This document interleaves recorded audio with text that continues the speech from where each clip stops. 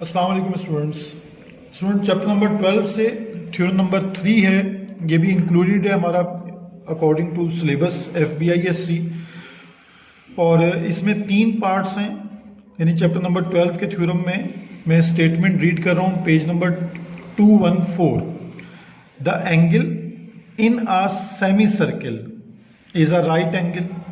यानी एक कंडीशन ये होगी कि अगर सेमी सर्किल में कोई एंगल बनेगा तो वो राइट एंगल मींस 90 डिग्री होगा।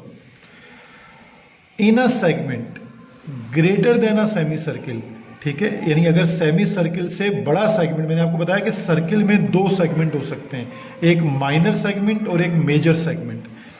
तो अगर वो कह रहा है कि segment greater than semicircle हो जाए तो उसमें जो एंगल बनेगा is less than are right angle, वो 90 डिग्री से छोटा होगा। और लास्ट पॉइंट है in a segment less than a semi circle. अगर सेमी सर्किल से in a segment less than a semi circle, यानी सेमी सर्किल से छोटा सेगमेंट है तो राइट एंगल से बड़ा एंगल बनेगा। तो स्टूडेंट इसमें 3 डायग्राम्स हैं। देखें, पहले वाले के लिए अगर आप पार्ट नंबर 1 को स्टडी करेंगे तो in a semi circle is a right angle. तो देखें फिगर नंबर 1, फिर फिगर 2, फिर फिगर 3। तो अगर हम फिगर नंबर 1 को देखें तो ये देखें एग्जैक्ट सेमी सर्किल है, यानी जो AB डायामीटर वाली लाइन है वो सेंटर से पास हो रही है, ठीक है। पार्ट 2 को अगर देखें तो ये सेमी सर्किल से बड़ा है, यानी लाइन जो है वो अब सेंटर से नीचे बन रही है, ठीक है। इसे अब डायामीटर नहीं कहते, हम इसको कॉर्ड कह सकते हैं। तो ये सेमी, यानी ये जो पार्ट अब है सेगमेंट ACB, ये सेमी सर्किल से बड़ा है। तो ये जो एंगल C की बात होती है, यानी यहाँ C 90 डिग्री होगा और यहाँ C लेस देन 90 डिग्री होगा। और अगर आपकी ये लाइन सेंटर से ऊपर चली गई, इट मीन्स कि अब आपका जो सेगमेंट है वो सेमी सर्किल से छोटा है। In a segment less than a semi circle, यानी सेगमेंट अगर सेमी सर्किल से छोटा है तो जो एंगल बनेगा वो ग्रेटर देन 90 डिग्री होगा। यानी इन सब में आपने एंगल C को फोकस करना है, ठीक है। अब अगर आप गिवन में देखें तो AB इज अ कॉर्ड, यानी डायामीटर, इसको फर्स्ट वाले में तो हम कह सकते थे, लेकिन क्योंकि बाकी में दोनों में इसको AB को हमने बार बार एक्सप्लेन करना है तो इसलिए इसको कॉर्ड कहा है।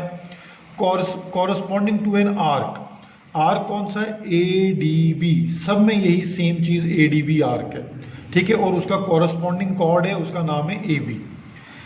एंगल AOB सेंट्रल एंगल है, सबके लिए सेंट्रल एंगल रहेगा वो।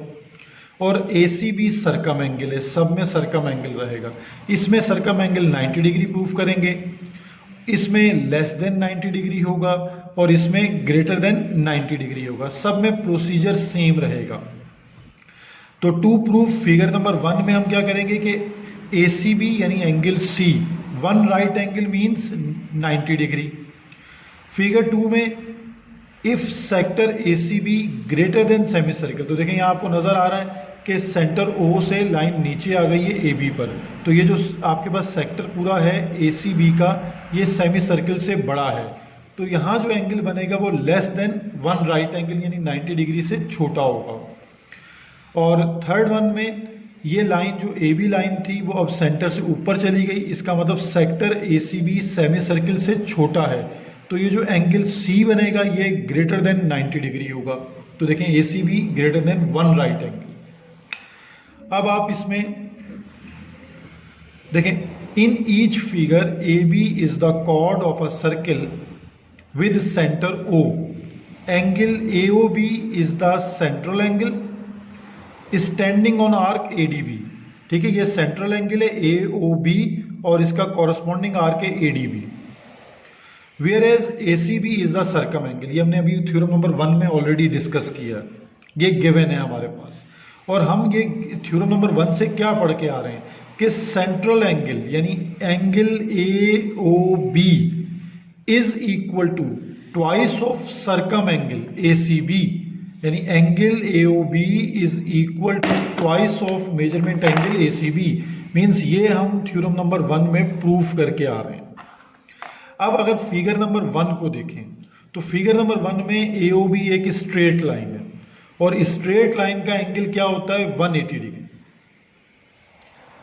It means measurement angle AOB जो 180 डिग्री है, मैं इसको लिख सकता हूं 2 राइट एंगल्स, यानी 2 मल्टीप्लाई बाय 90 डिग्री। और अकॉर्डिंग टू दिस अगर मैं यहां पर AOB की जगह पर रिप्लेस कर दूं 2 राइट एंगल, तो 2 से 2 कैंसिल हो जाएगा, तो मीन्स ACB क्या आ जाएगा 1 राइट एंगल के इक्वल आ जाएगा। ठीक हो गया, क्लियर हो गई बात। यानी आप इसको सिंपल इस तरह स्टडी कर सकते हैं कि measurement angle AOB twice of measurement angle ACB।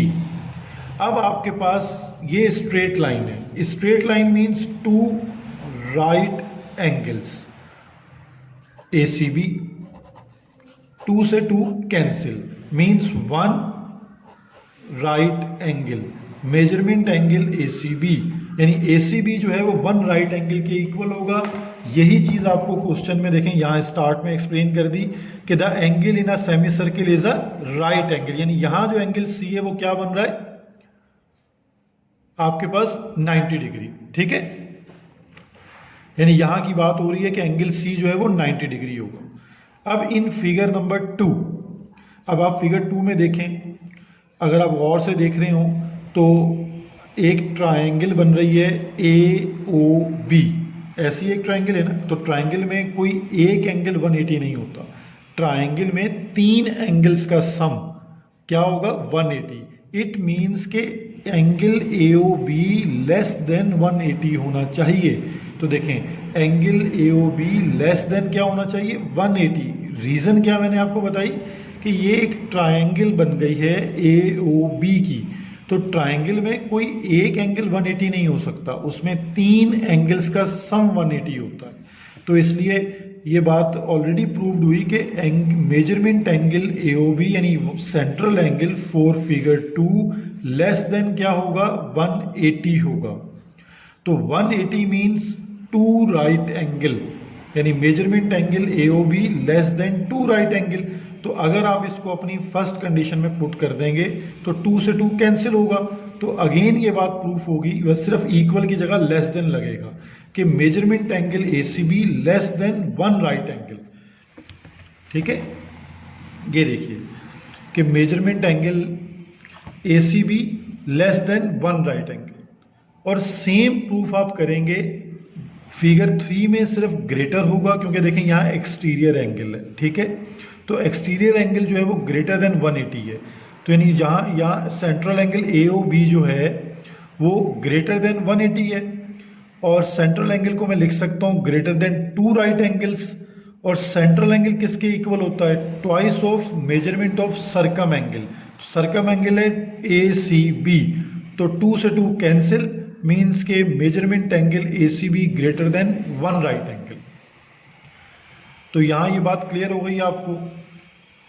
अब इसी तरह ये 2 कोरोलरीज भी याद रखें, the angle subtended by an arc at the circumference of a circle are equal, और the angles in the same segment, यानी मीन्स आप इस बात को इस तरह समझ लेंगे कि the angles in the same segment, यानी अगर 2 एंगल्स की पोजीशन सेम है, यानी एक एंगल यहां बन रहा है एक एंगल यहां बन रहा है, ठीक है, तो वो दोनों एंगल्स भी क्या होंगे हमेशा कॉन्ग्रुएंट होंगे।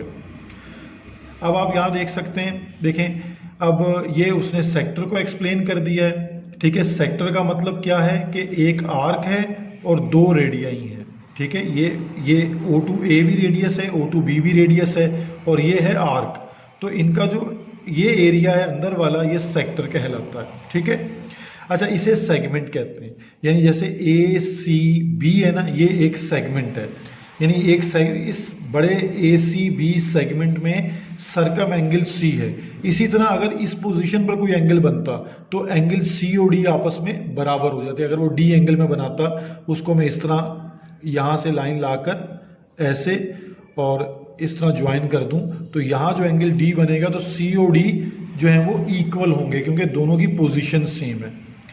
बाकी आप देखें सेगमेंट और जोन में फ़र्क देख लें। सेगमेंट में क्या है, कॉर्ड है और आर्क है, ये एरिया सेगमेंट है, लेकिन 2 कॉर्ड्स का एरिया जोन कहलाता है। तो ये थ्योरम नंबर 3 था, पेज नंबर 214 से स्टार्ट है, इसके 3 पार्ट्स हैं तो मैंने एक्सप्लेन कर दिए हैं। कोई क्यूरी हो तो मुझे बताइएगा, मैं इसको अगेन एक्सप्लेन कर दूंगा। इनकी प्रैक्टिस कर लीजिए आप। थैंक यू एंड अल्लाह हाफिज़।